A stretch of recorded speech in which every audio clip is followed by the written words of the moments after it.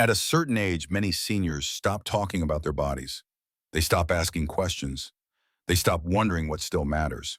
They're told to focus on staying safe and staying still, but not on staying alive in the deepest, most personal sense. But here's something I need to say. As a doctor, if you've stopped masturbating because you believe it's shameful or somehow inappropriate for someone your age, I have to be honest with you. That belief is not only mistaken, it may actually be harming your health. You see, this part of life, this quiet personal connection with your body, has never stopped being important. And in this video, we'll take a closer look at what really happens when you stop masturbating in old age. No one teaches us how to grow old with intimacy. No one tells us what's lost, not just physically, but emotionally, when we distance ourselves from the part of us that still needs comfort, still needs connection. So if you've ever wondered why you feel a little less alive, a little less like yourself, maybe this is the conversation you've been needing. Before we dive in, I invite you to subscribe to the channel so you never miss thoughtful, honest videos like this about aging, health, and the quiet truths no one else talks about. All right, let's begin. Number one, when the body forgets itself. At first, it was just a small shift. Jim, 74, used to chuckle when his wife would walk by and pat his backside. It had been a silly ritual between them for years, an inside joke born out of long companionship. But after her passing, he found that not only did the pats stop, but his own touch, his own attention to his body, slowly faded too. Not out of grief alone, but because he thought, what's the point now? That question, quiet and dangerous, is where many seniors begin to drift away from their own physical self. You see, the body doesn't simply age, it responds, it adapts. And when certain systems are no longer engaged, they begin to slow, shrink, and forget.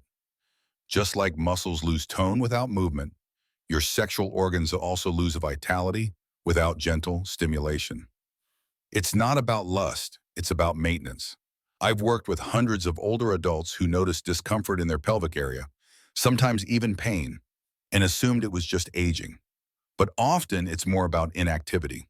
When masturbation or any form of sexual stimulation stops entirely, blood flow to the pelvic region declines. That can lead to stiffness, dryness, sensitivity loss, and even atrophy of tissue. In men, this can mean reduced elasticity and responsiveness, and more troubling, greater risk of prostate congestion. Without regular ejaculation, fluids can build up, creating inflammation or pressure in that small but mighty gland. Over time, this stagnation may contribute to benign prostatic hyperplasia, BPH, the kind that keeps you running to the bathroom all night. For women, the absence of arousal leads to more than emotional disconnection. It often causes increased dryness, irritation, and a general feeling of being shut down there.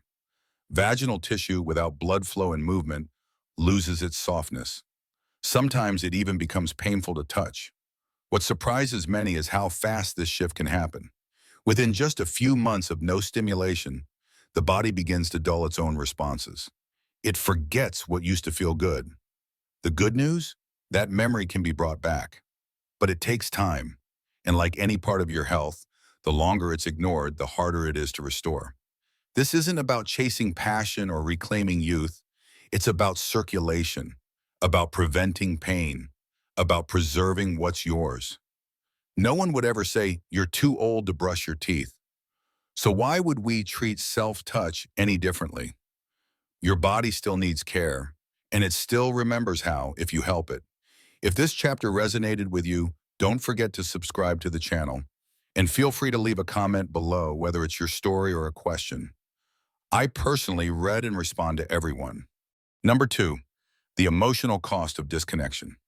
When Marlene turned 81, she told her daughter something she had never shared out loud. I haven't felt like a woman in years, she whispered, eyes cast toward the garden outside. It wasn't about beauty creams or what the mirror said. It was about the emptiness she felt in her chest, the fading sense that her body was hers, still capable of joy or comfort. That's the part of aging people don't talk about. The quiet emotional distance that creeps in, not from others, but from ourselves. For decades, Marlene was the kind of woman who danced barefoot in the kitchen. She wore perfume even when no one visited. But after her husband died, and with time, she stopped reaching for herself, not just in the bedroom, but in all ways. Touch became clinical: lotion, shower, medical checks. She no longer connected with her skin, her heartbeat, her breath. The physical disconnection became emotional, and it left a void. As a doctor, I've seen this pattern over and over. Seniors tell me they feel invisible, not just to the world, but to themselves. When we stop engaging with our own bodies, when even self-pleasure becomes a forgotten language, it sends a message deep into the psyche. You don't matter anymore, but you do. You absolutely do. Masturbation, when reframed through the lens of emotional care, becomes something powerful. It's not about sex, it's about agency, about choosing yourself, reaffirming, I'm still here, I still feel. For many older adults, this simple act brings a sense of grounding. It reestablishes emotional intimacy not with another, but within. And that sense of inner connection has ripple effects. People sleep better. They speak more kindly to themselves. They feel less anxious, more anchored. On the flip side, when this form of self-connection is neglected, emotional numbness can quietly grow. Apathy replaces curiosity. Guilt replaces joy. And a sort of fog settles in where brightness used to be. I've heard patients describe it as going gray on the inside. Not depression exactly, but a quiet erasure of the parts of themselves that once laughed, flirted, or took pleasure in the everyday. You don't need to accept that as inevitable. You can write a different story. Reaching for yourself can be a small act with deep emotional meaning. It tells your heart, your mind, your spirit, I have not forgotten you. I still belong to myself. If this chapter spoke to something you've felt, please consider subscribing to the channel. And I'd love to hear from you. Drop a comment below if you'd like to share your story or ask a question. I read every one personally and respond with care. Number 3, why older men must not ignore prostate activity. George had always been a strong, silent type. A retired carpenter from Michigan, he built his own house with his bare hands and raised 3 boys with discipline and pride. But in his early 80s, something changed. He started waking up 3, 4, sometimes 5 times a night to urinate. He was tired all the time, irritable, and worst of all, ashamed. When I first met George as a patient, he wouldn't look me in the eye when I asked about his prostate. I guess it's just old age, he muttered. But it wasn't just age, it was stagnation. The prostate is a small gland, but it plays a big role in male health, especially after 60. It surrounds part of the urethra and helps produce seminal fluid. And here's the part many older men don't know. The prostate functions better when it's active. Like any part of the body, when it sits idle for too long, problems start. Without regular ejaculation, whether through intimacy or masturbation, the fluids inside the prostate can build up. This can lead to what's known as prostate congestion, which can cause a feeling of fullness, pressure, or even mild pain. Over time, this stagnation increases the risk of inflammation, infection, and a condition called benign prostatic hyperplasia, or BPH. BPH is incredibly common. It's not cancer, but it causes the prostate to enlarge, making urination difficult and frequent. Many men think they just have to live with it or jump straight to surgery or medication. But what if one of the simplest preventive tools was already in their own hands? I'm not suggesting that masturbation is a miracle cure, but I am saying that regular ejaculation helps the prostate stay active, flushes old fluids, stimulates blood flow, and keeps the gland more responsive. This isn't about being youthful or manly, it's about smart health maintenance. Just like brushing your teeth keeps cavities away, keeping your prostate from going dormant is a basic act of self-care. I've had patients who were shocked to discover that after resuming a gentle practice of self-pleasure, even once a week their symptoms improved. Sleep got better, pressure eased, and most of all, they felt in control again. As men age, control over the body can feel like it's slipping. But understanding the link between self-intimacy and prostate health is one way to reclaim a piece of that control. So don't let silence or shame keep you from taking care of a gland that's quietly essential to your comfort and well-being. If this chapter helped you see things differently, please subscribe to the channel for more honest health insights. And if you have a question, or even just want to say this hit home, leave a comment below. I'll personally respond to everyone. Number 4, hormones, brain chemistry, and why you still need pleasure. Elaine never thought of herself as someone who needed pleasure. She was practical. A widow at 76 with a tidy home, weekly bingo nights, and a drawer full of neatly folded pajamas. But what she couldn't explain was why she started waking up feeling heavy in her chest, like something was missing. She wasn't grieving anymore. She wasn't lonely in the way people usually mean, but she wasn't laughing the way she used to either, or sleeping well, or even enjoying her tea the same way. When she came in for her checkup, she said it like a joke. "Doc, maybe my happiness chemicals ran out." But she wasn't far off. What Elaine didn't know, and what many older adults don't realize, is that the brain continues to crave balance, connection, and stimulation, even in the quiet seasons of life. And one way the brain naturally creates that balance is through pleasure, even self-directed pleasure. When someone engages in self-touch and reaches orgasm, the brain releases a cocktail of powerful hormones: dopamine, oxytocin, endorphins, and prolactin. These aren't just feel-good chemicals. They are biological tools for healing and well-being. Dopamine improves motivation and mood. It helps you feel interested in the world. Oxytocin brings calm, trust, and emotional warmth, even when you're alone. Endorphins reduce pain, both physical and emotional.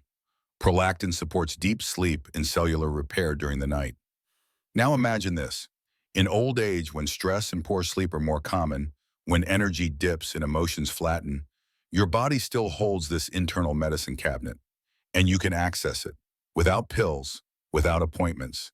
But when this source of comfort is neglected for months or even years, the result is often a quiet drift toward imbalance. Seniors may not call it depression. They might just say, "I feel dull lately," or "nothing excites me anymore." Sometimes the cause is deeper than boredom. Sometimes it's hormonal. Masturbation isn't the only way to shift brain chemistry, of course, but it's one of the few ways that combines emotional grounding, physical movement, and chemical release in one deeply personal act. I often tell my older patients, this is not about chasing pleasure for its own sake. It's about reminding your brain and your spirit that you are still here, still capable of joy. Your body has not stopped working for you. It's simply waiting to be asked.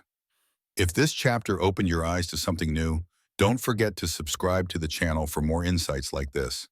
And please feel free to share your thoughts or questions in the comments. I'm here, and I will personally respond to each one. Number 5, why self-touch is a basic human need, not a shameful secret. After his wife passed, Patrick began sleeping with the door closed, not for security, but for privacy from himself. At 82, he'd lived a full life, raised 4 kids, paid off a house, survived 2 wars, but he hadn't touched his own body in almost 15 years, not even to rub his chest when it ached, not even to gently massage his legs when they cramped at night.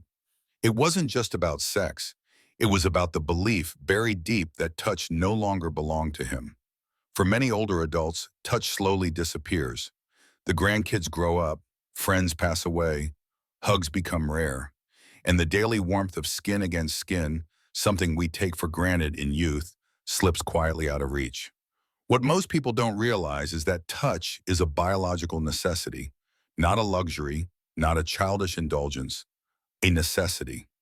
Scientific studies have shown that human touch reduces cortisol, the stress hormone, and increases oxytocin, which promotes healing and calm. It lowers blood pressure, improves immune response, helps people sleep. This doesn't just apply to touch from others, it includes self-touch too. Self-massage, holding your own hands, placing your palm over your heart when you feel lonely. Or yes, masturbation. This isn't about eroticism, it's about reassurance. Touch tells your nervous system, you're safe. It says, you're not alone. And when you give yourself that gift, especially in solitude, it's an act of compassion. Too many seniors begin to treat their bodies like fragile objects, just something to clean, feed, and medicate. But your body isn't just a machine to maintain. It's a home. It's been with you through everything, and it deserves kindness. Self-touch, in this light, becomes a ritual of remembering. Remembering that your hands still work, that your skin still feels, that you still live here, in this body, in this moment. And yes, sometimes that ritual becomes sexual, but it doesn't have to be. The deeper gift is presence.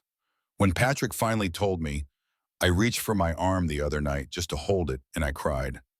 I understood. He wasn't crying for lust. He was crying for the years he spent disconnected from the only body he'll ever have. Your body doesn't stop needing love just because others stop giving it. Sometimes it waits for you to give it back to yourself. If this chapter touched something real inside you, please subscribe for more healing conversations. And don't hesitate to leave a comment. I welcome your stories and questions, and I'll reply with care. Number 6, intimacy doesn't end when relationships do. After her husband died, Melanie moved to a quiet lakeside home in upstate New York. It was peaceful, just the way she liked it. Birds in the morning, the sound of wind in the trees. But even with all that serenity, there were nights when she felt something heavy in her chest. Not quite sadness, not quite loneliness, just emptiness. She had always thought intimacy was something you shared with someone else. Candlelight, a partner's hand, shared breath under warm sheets. But in this season of life, Melanie began to wonder, was it gone forever? What she discovered over time, and what I've seen echoed in hundreds of patients, is that intimacy doesn't die when a partner is lost. It changes shape. It becomes internal. You see, intimacy is not just about romance or sex. It's about closeness, tenderness, connection. And as we age, that connection can and must begin with ourselves. Masturbation in this light is not a substitute for love. It's an expression of love, a way to affirm, I still feel, I still matter. Too many older adults stop engaging with their own desires because they believe it's no longer appropriate, or that those parts of life ended with the loss of a partner. But that belief robs them of something vital. Because the truth is, your body hasn't forgotten how to feel, and your heart hasn't stopped needing affection. Whether you live alone, are widowed, or even in a relationship where physical connection has faded, self-intimacy can restore a sense of balance and aliveness. I've heard from patients who, after years of silence, began to explore their own touch again. They didn't feel guilty. They felt grounded. It was like rediscovering a language they thought they'd forgotten, a personal ritual that reminded them of their wholeness. One woman told me, for years I waited for someone to want me again. Then I realized I never stopped being worth wanting. I just needed to remember it myself. That remembering is everything. Self-intimacy brings agency. It brings comfort. And it creates a quiet, private space where aging doesn't feel like loss, but presence. You don't need someone else's hands to feel close. Your own will do just fine. So if you've ever felt like that part of you is over, I invite you to reconsider. The relationship you have with yourself is the one that lasts your entire life. You deserve to keep it alive. If this chapter made you reflect on your own journey, please subscribe for more compassionate stories and insights. And if you have thoughts or questions, I encourage you to comment below. I read and respond to each one with care. Number 7, letting go of shame. The freedom of reclaiming your body. Robert was raised in a time when boys were told to be tough, to hide their feelings, to treat anything sexual as something private, if not sinful. He carried those lessons well into adulthood. Even after marriage, even after fatherhood, that early shame never fully left him. So by the time he reached 80 and lived alone in a small house outside Pittsburgh, he still avoided his own reflection. I was taught to feel guilty for wanting anything, he told me once, even just comfort. That guilt runs deep, and Robert is far from alone. Many older adults carry decades of shame surrounding their own bodies. Shame taught in childhood, reinforced by religious messages, whispered through social norms. The message was simple: sexual expression is dirty, especially when it's for yourself, especially in old age. But here's the truth I tell every patient who walks into my office, head down, hesitant to ask the unaskable. That shame is not yours. It was given to you, and you can give it back. Masturbation is not immoral. It's not a sign of weakness or loneliness or loss of control. It's one of the most natural, human, and yes, healing things you can do for yourself. Letting go of shame doesn't mean becoming someone you're not. It means removing the weight that was never meant to be carried this long. You see, when we believe that pleasure is something to feel guilty about, we begin to treat our bodies like problems. We ignore them. We numb them. We scold them. But your body isn't a problem. It's your home. It deserves kindness. Even now, especially now. I've had patients cry during these conversations, not because they were embarrassed, but because they finally felt seen, validated, like someone had just told them, you're still allowed to feel good. And when that shift happens, when shame is released, what takes its place is incredible. Peace, confidence, even joy. You begin to walk taller, speak more kindly to yourself, rest more deeply. This isn't just about physical release. It's about emotional liberation. You get to say, I am not ashamed of being alive in this body. I care for it. I honor it. No matter your past, no matter your upbringing, you have the right to start again.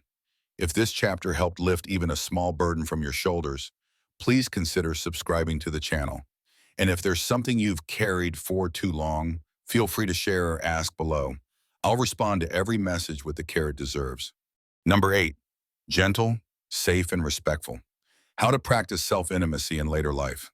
Savannah had spent most of her adult life taking care of others, 3 children, a husband, even her aging parents. She was the one who made sure everyone had clean clothes, warm meals, soft places to land.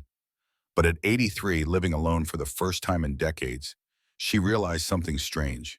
She didn't know how to care for herself, not in a deeply personal, physical way. When we talked about self-intimacy, she looked down and said softly, I wouldn't even know where to start. That's the question many older adults carry, but are too shy to ask. So let's answer it here, gently and clearly. How do you reconnect with your body in a way that's safe, comforting, and appropriate for this stage of life? The first truth to remember is this: your body has changed, and that's not a problem. It's part of your story. What once brought pleasure quickly may now require more time. What used to feel effortless may now need a bit of support, and that's perfectly normal. Start by creating a space that feels safe and private. This isn't about performance or pressure. It's about presence. A quiet room, a soft blanket, maybe music if that soothes you. This is your time, and you deserve to feel completely at ease. Use warmth, a cozy robe, a heated blanket, even a warm bath before can help your body relax and awaken your senses. Lubrication matters, especially as skin becomes drier with age. A gentle, water-based lubricant can reduce friction, prevent irritation, and actually enhance sensation. Don't be afraid to experiment with different kinds. Your comfort is the goal. Go slow. Self-touch at this stage in life isn't about chasing a goal. It's about remembering your body's language. Let your hands explore without judgment. Focus on the way your body feels, not just physically, but emotionally. Do you feel calmer, more connected, a little more alive? For men, take time with stimulation. Allow arousal to build gradually. There's no should. For women, a warm hand on the belly, gentle circles along the hips or chest. These can be as healing as anything else. Your body deserves kindness. Afterwards, listen not just to your body, but to your heart. Do you feel more whole, more grounded? That's the sign you're doing it right, not technique, but tenderness. There's no perfect way to practice self-intimacy. Only your way. So whether you begin tonight or just start by thinking differently, know this: it's never too late to touch your body with respect, care, and love. If this chapter gave you something real to take with you, I invite you to subscribe for more gentle guidance. And if you'd like to ask a private question or share your thoughts, the comments are open. I read and respond to everyone with compassion. A quiet warning: what happens when you ignore this part of your health? Dennis never thought he was neglecting anything. He took his walks, watched his blood pressure, drank plenty of water. But the one thing he hadn't done in nearly 15 years was reconnect with himself. Not physically, not intimately. He just let it go, assuming that part of life had no real consequence anymore. But slowly, other things began to change. He slept less, felt more irritable. His body felt stiff, disconnected. Emotionally, he said he felt flat, like something soft inside him had turned to stone. It wasn't sadness exactly. It was distance from himself. When we stop engaging with our bodies in meaningful, gentle ways, especially in older age, the effects go deeper than we realize. Blood flow declines. Tissue becomes less responsive. Hormonal balance starts to drift. But perhaps even more damaging is what happens to the spirit. A kind of numbness sets in. People stop laughing, they stop reaching, they feel undeserving of comfort.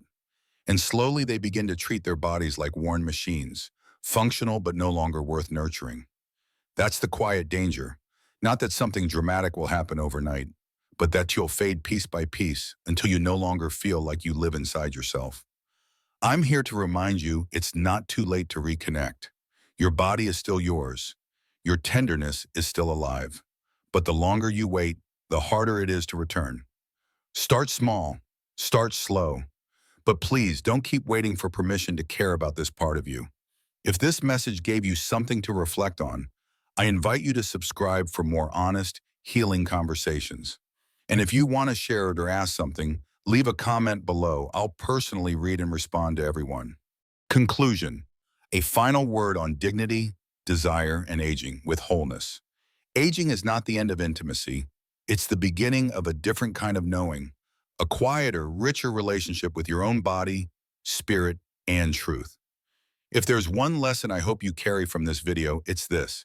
You are still allowed to feel, still allowed to reach, still worthy of comfort, connection, and care. Your body may be older, but it is not done loving you. It still responds to kindness. It still listens when you pay attention. And it still deserves to be touched, not just by others, but by you. Don't let old beliefs rob you of the life you still have to live. Don't let shame silence the gentle, vital relationship you can have with yourself. Because that connection isn't just about pleasure, it's about peace, it's about dignity. It's about remembering you are still alive in the most human, beautiful way. So start small, start gently, but start. And if this video touched you in some way, please give it a like, share it with someone you care about, and subscribe to the channel. Don't forget to turn on the notification bell so you never miss the conversations that matter most. Thank you for spending this time with me. I'm deeply honored to walk this path with you. Wishing you peace, joy, and the courage to stay close to yourself always.